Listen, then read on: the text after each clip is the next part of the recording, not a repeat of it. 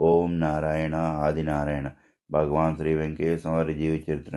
మునికోటి రామయ్య మహిమలూరు గారింట్లో స్వామి ఉండగా ఆ గ్రామస్తులు వారింట్లోకి రమ్మని ఆహ్వానించారు. దారిలో మండలేసి బిగించారు. వచ్చేదానికి వీల్లేదన్నారు. స్వామి మనలోని దుర్గుణాలే భక్తి మార్గంలో మండలని శ్రీ వెంకటేశ్వర వారి భావం కాబోలు.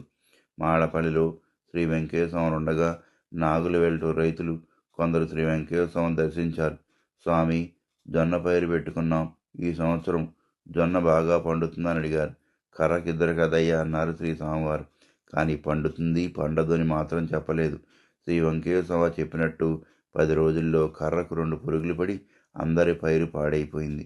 శ్రీ వెంకటేశ్వర వారి చెల్లెలు మంగమ్మ గారి అత్తగారు చాలా పేదవారు, పూట గడవటం లేదు.